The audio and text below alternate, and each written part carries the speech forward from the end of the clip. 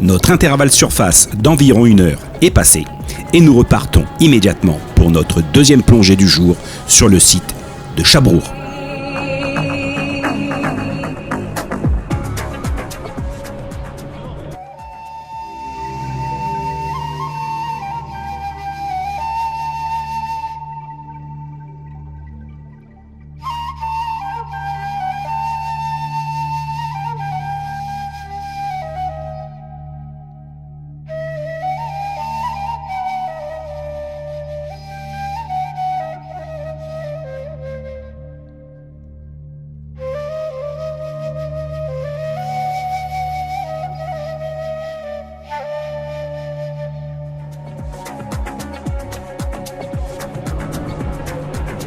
Nous filons droit devant nous, depuis la pointe du site de plongée de Torfa, direction une île complètement immergée.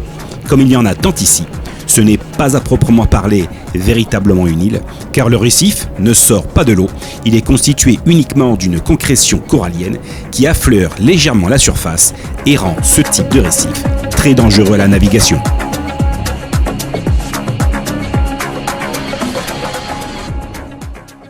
Cette nouvelle plongée débute avec une bien meilleure visibilité que la précédente, et je tiens tout d'abord à m'excuser pour la piètre qualité des images qui suivront, car je suis tombé en panne de batterie sur ma caméra principale, et les réglages de la caméra de secours n'étaient absolument pas adaptés à la luminosité si spécifique des fonds marins égyptiens.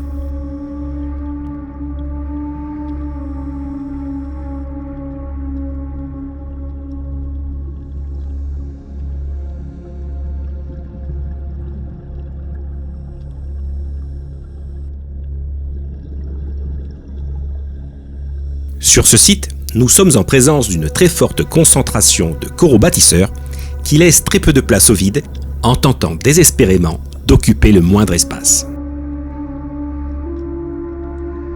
Une chose fort appréciable, même si j'ai remarqué malgré tout durant cette plongée quelques coraux qui blanchissent, la majorité d'entre eux semblent être en bonne santé. Et ici, la présence des algues encroutantes qui asphyxient tout support sur lequel elles se développent est un peu moins présente. Personnellement, je trouve ce site fort intéressant et j'aurais bien souhaité pouvoir en profiter un peu plus que les malheureuses 45 minutes qui étaient imparties pour cette plongée.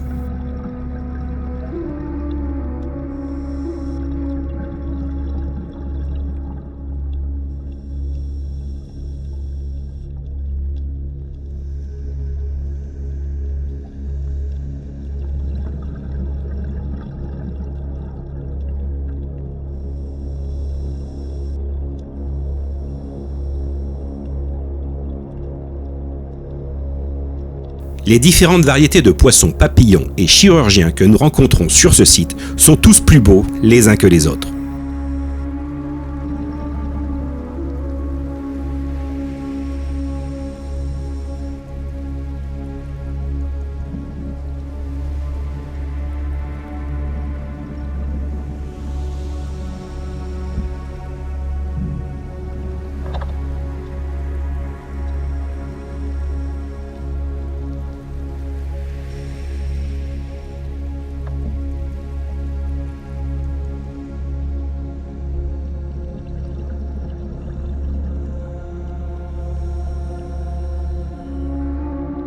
Ce type de raies pastenagues à points bleus sont très courantes et nous en verrons à chaque plongée. Ce qui fait qu'au final, après 3 ou 4 plongées, nous arriverons même à l'ineptie de ne quasiment même plus les remarquer, tellement nous les voyons régulièrement.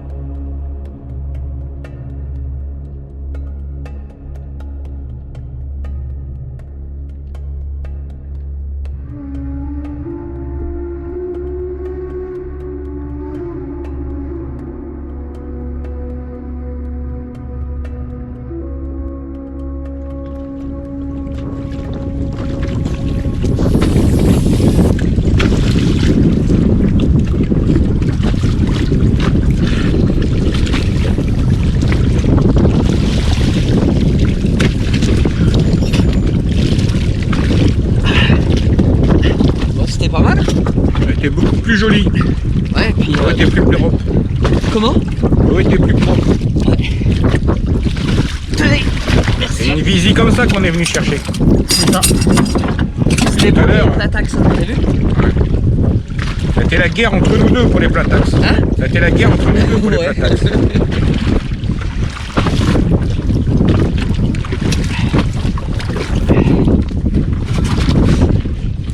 Bon voilà, retour de la deuxième plongée, beaucoup plus Sympa. belle Ouais. et sympa que la première. Surtout au niveau de la visibilité qui était incomparable. Là voilà, on avait une eau pas cristalline mais une eau propre. Alors que la première plongée était vraiment très laiteuse. Donc pour les images, c'est plus cela que l'on vient chercher. Donc ça c'est dû aux pluies de l'été qui auraient rendu en fait l'eau assez boueuse avec ces sédiments qui sont charriés par ces grosses pluies orageuses. Je vous expliquais que c'était des gros orages qui étaient arrivés en fait au mois d'août. Donc ça avait charrié beaucoup de boue. On est en décembre. Théoriquement pour moi, je ne comprends pas. Je me dis qu'il ne devrait plus y avoir de sédiments. Mais manifestement, il dit qu'il y a pas mal de difficultés et de temps avant que ça se résorbe. De toute façon, le vent est pour beaucoup aussi dans la levée du sédiment corallien. Voilà pour cette deuxième et très belle. Nous terminerons ainsi cette vidéo en attendant la remontée des autres plongeurs sur le Zodiac et nous pourrons également admirer sur le dernier plan la distance nous séparant du site de Chabrour de la côte qui est de 2 km.